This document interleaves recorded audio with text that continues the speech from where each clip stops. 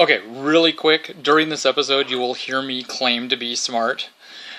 Immediately upon finishing the episode, I tried to break my toe because I apparently have not been able to figure out how to master the art of walking. So, feel free to take that with a grain of salt. Thank you, bye, and on to the episode. Holy moly, holy moly, holy moly, holy moly, I am on some sort of weird time schedule here, so we're just going to get to what we can get to. And what you just heard is a cat who's not normally in the bedroom with me, and Mr. Biggie does not like it. So, let's get started. Yes, music. There's no need to fear. Underdog is here.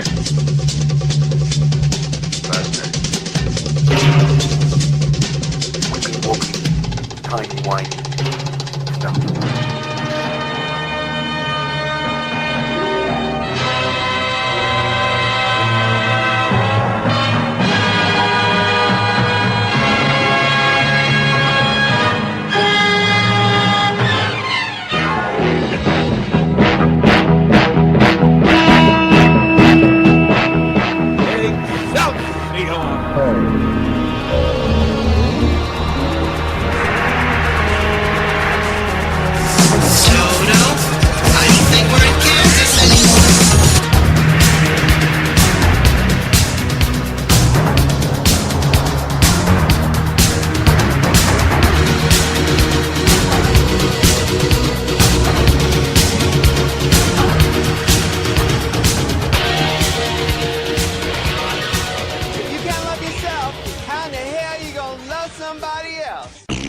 Hey, this is Edward, more geek than gay. Joseph's not here right now. He is over at Joshua Tree doing the Joshua Tree thing. And so I'm just going to quickly put together an episode. Because we got stuff. I got stuff. I got a real life. Yeah. So, first off, my morning has been fun because it's been busy. But that's not really the fun part of it. The fun part is not the busy. The fun part is the fact that, hey, Monster cereals are out. Yay, Monster cereals. I got my Count Chocula on, and I got my Frankenberry on, and I got my Boo Berry on, and he looks a little stoned, actually. This year, they asked Jim Lee's creative team over at DC Comics Entertainment to come up with the covers. And so that's how come the monsters look a little different this year. Also, each one actually has a little cartoon on the back. And in the past, they've had little cartoons, but it's always been the same one on each one. No, each box has a different little cartoon. So you get three little things. One's with like an alarm clock, and another one's with, I don't know, there's a flashlight involved, I don't know. And then there's a third one where I guess they're going to exercise. I don't know. Because after you eat this cereal, you better exercise, because, you know, it's sugar with marshmallows. That's what this cereal is. Delicious sugar with marshmallows. So, I am very happy about the Monster cereals. I love me some Monster cereals. On the what side, I also went looking because I realized that Weird Tales magazine was going to be issuing what their topic was, their theme was for their fall issue or winter issue. And their website has gotten weird. I cannot find their submissions page anywhere. I can't figure out their page anymore. So I don't know what happened at Weird Tales. I know that they're not the biggest payer out there. They're not the name that they used to, or, well, they're not one of the big ones that people go, ooh, you. But at the same time, I really did want to get a story published with Weird Tales because they're Weird Tales. This is the same magazine of sorts that, you know, published H.P. Lovecraft and Campbell and, I mean, a whole bunch of great names. It has been an award-winning magazine. They still get very good names published in them.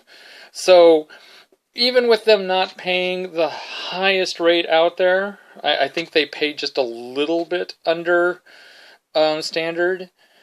But I mean, I think they're within the realm of standard, but they're on the low end of standard, let's put it that way.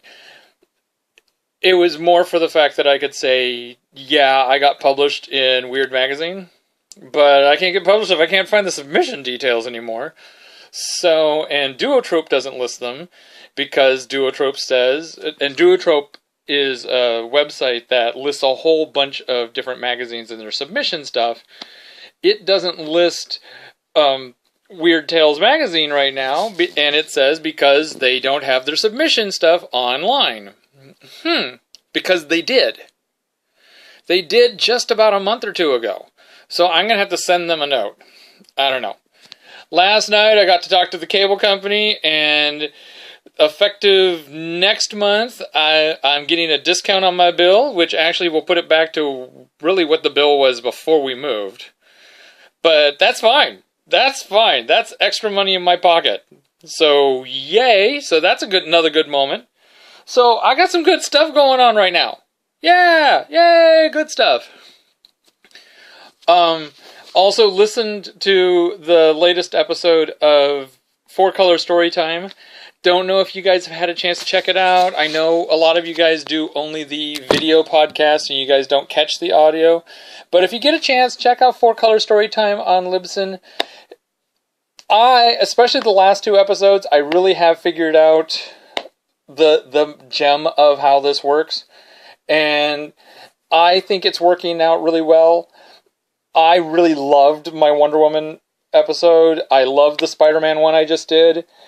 I'm going to do one last bit of tweaking, because I talk a little bit of comic book stuff, then I tell a comic book story. Okay, 2 weeks ago, or actually about a week and a half ago, was the Wonder Woman one, the Eagle of Space or something like that. And then this Monday was the Spider-Man Duel to the Death with the Vulture. I'm going to rearrange things so that I do the story first, then I'll talk comic book news. Because I think the comic book news, then the story, really kind of makes you wonder what the point of this podcast is, given the fact that the point of the podcast is supposed to be to tell you guys a story. So I'm going to do this. So for the future, you'll get the story first. It's kind of like how I used to do story time here, except for I really have figured it out. I've got it down now. Yay. So like I said, if you get a chance, check those out, because I'm being amused by at least I'm amusing myself. Let's put it that way. I am greatly amusing myself. That said, let's get on to, actually, I guess our topic, which I thank everybody for kind of giving me feedback on it. This is, again, our self-image topic, and basically it's a matter of, what do? We actually, a lot of us do have these self-image issues, and I find it interesting how Joseph is all like, that's depressing, and, you guys, Edward, you're feeling sorry for yourself, wah, wah, wah. And it's like, no, I'm not necessarily feeling sorry for myself. It's just that I'm acknowledging that little voice that's in the back of my head that actually tells me no to things. And no to things that maybe I shouldn't always say no to.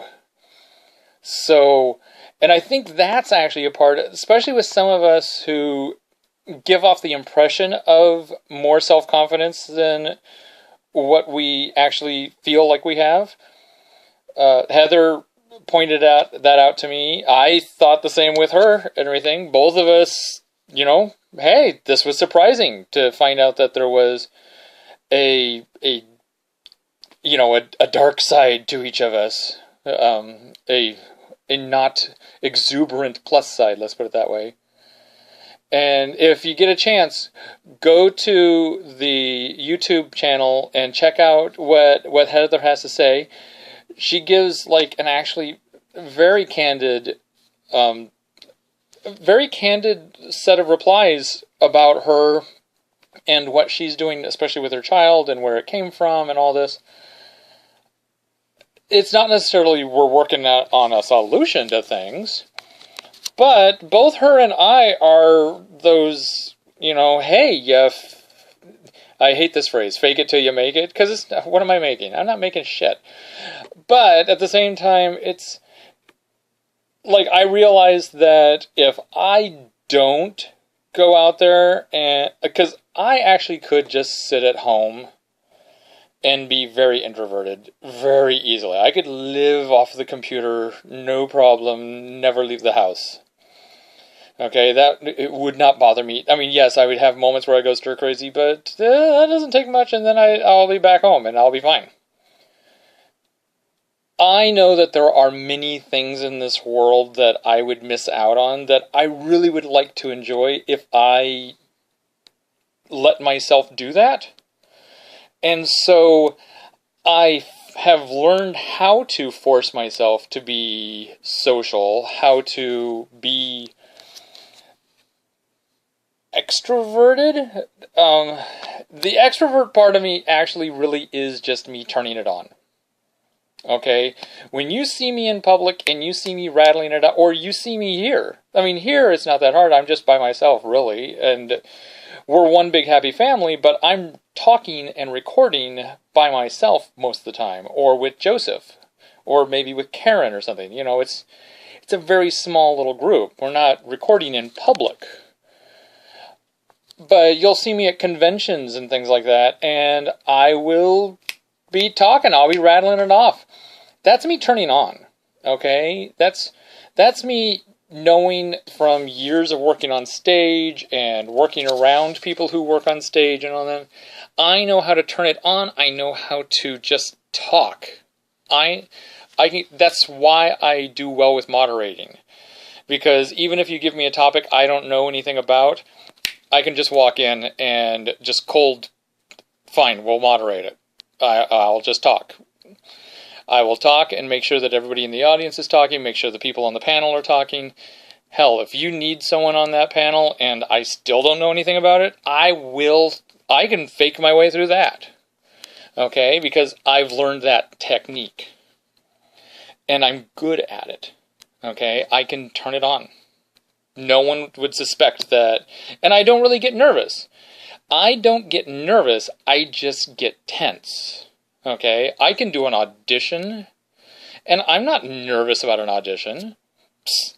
I can go out there. You want me to go out in front of a whole bunch of people and sing Star Spangled Banner? Fine. I don't care.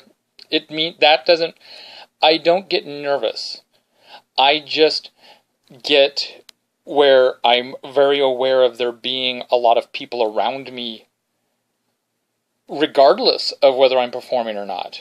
So it's not nervous, it's a social anxiety. Okay, but I've learned, like I said, how to work through that. And I think that's part of what we all end up doing, is we learn how to get through it. I propose that this week, we all come up with 3 things. And I know I mentioned this to someone before, and it is a little torturous to sit there and come up with the 3 things that we know about her. You know, make a list of things you like about yourself and everything. And that's... In many ways, that's very artificial. Okay? But what I want, instead of just 3 things, or things that you like about yourself and everything, I want you to come up with the most outrageous things that people shouldn't say them.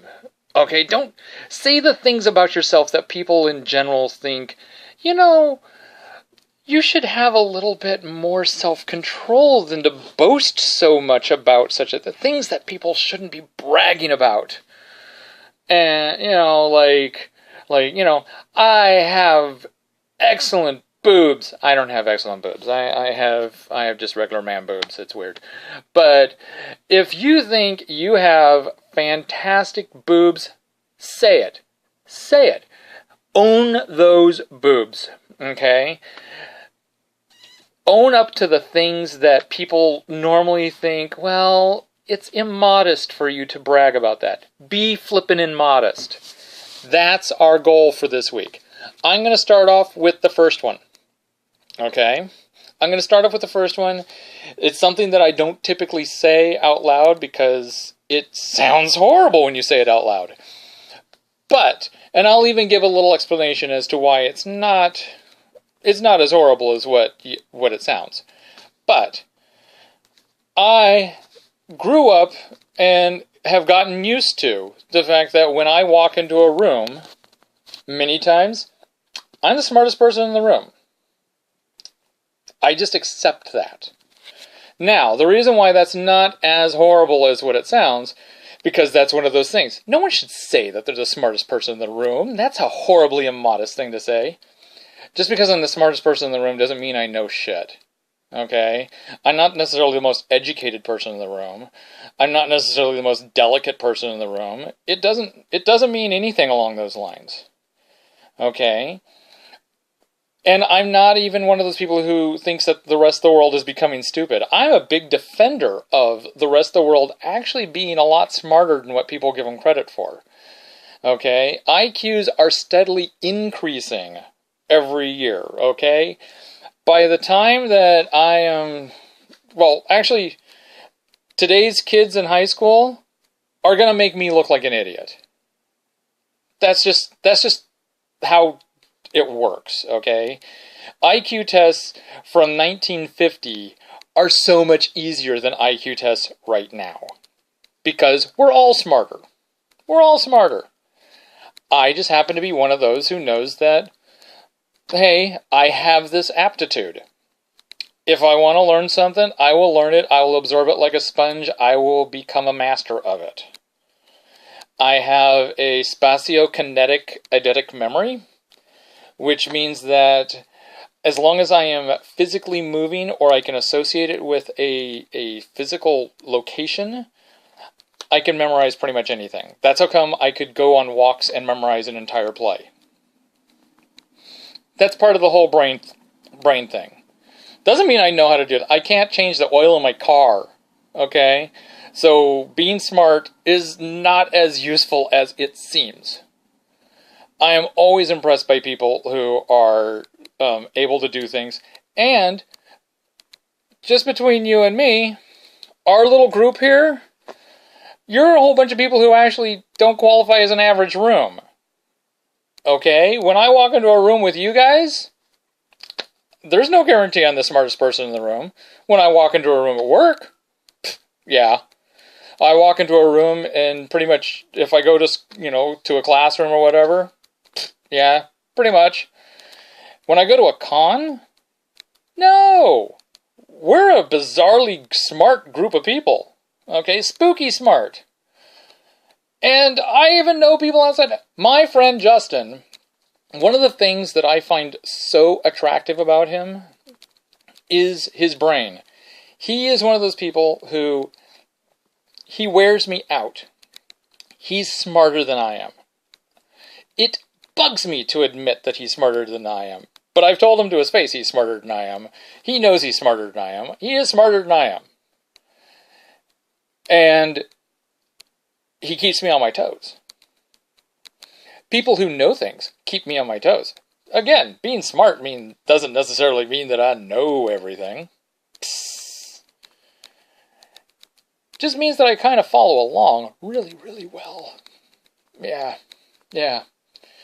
It also means that I'm that guy who can go to a classroom and I'm not going to study. I'm pretty much not going to study. I'm just going to go there, listen to what you have to say, and then I'll ace the test. It's what I do. But that's my moment of immodest. I got 2 more I got to come up with. You guys come up with your immodest moments, okay? 3 immodest moments by next Wednesday. They can be physical, they can be mental, they can be emotional, they can be whatever you want, okay? You know, you are the best writer you know. You have the most beautiful hair of anybody you've ever seen. You are the best person in bed ever. Whatever, okay? Give yourself credit, full credit, for whatever thing is that we're normally supposed to be modest about. Okay? Write them in comments. We're going to all share our immodest moments, okay? That's our homework assignment. Bing. Okay? And we're all smart enough to do this because, like I said, you guys, I walk into a room with you guys, I'm no longer necessarily the smartest person in the room. So, realize you guys don't get to put that on your list. I took that one already. Okay? Well, screw it. I'll give it to all of us. All of us are probably the smartest people in the room in an average room. There, now I gotta come up with 3. So, I'm gonna come up with 3 things. You guys are all gonna come up with 3 things. You guys already have a 4th bonus thing of you guys are probably the smartest people in the room when you walk into a room. So, own that one. Own that one for a week and come up with your other 3. Completely immodest moments. Okay? Not just quality, like about yourself, but immodest. Now, it is time for me to sign off. Don't forget about Joshua Tree Feeding Program. They help people with HIV and AIDS get food. They have a sister program that helps people feed their pets so they don't have to choose between feeding themselves and feeding their pets. Volunteer organization. Go check them out at www.jtfp.org. If you like Monster Cereal, go get them. They're in the stores. Yay! Monster Cereals. And Joseph and I will catch you tomorrow. And feel free to comment on Joseph's top 5s. Yeah, I'm curious to see what you guys think of his top 5s. And hopefully I figured out what the problem is with the corrupted files. We'll find out with this one. Yeah. So until tomorrow! Yes! Bye! Keep smiling! Be immodest! Be fully immodest! Ugh.